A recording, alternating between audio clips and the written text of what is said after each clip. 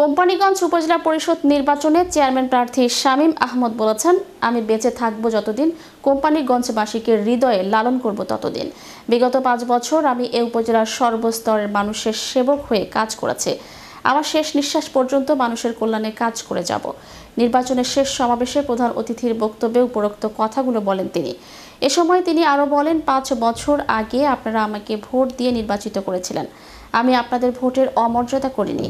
আমি আমার বাবার ন্যায়, সততা ও পরিচ্ছন্নতার সহিত আপনাদের সেবক হয়ে কাজ করেছি।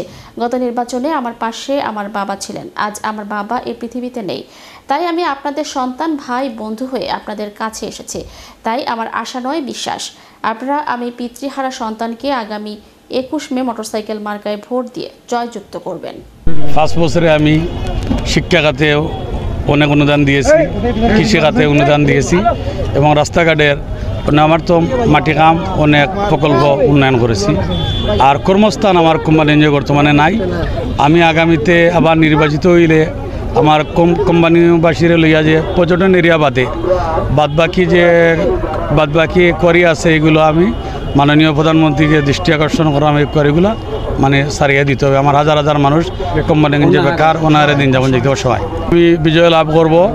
আমার ভোটারের প্রতি আমার আস্থা আছে। আমি আমার ফেয়ার ইলেকশন আমি চাই। কোনো উৎসব পরিবেশে মাননীয় প্রধানমন্ত্রী ইলেকশন দিয়েছেন।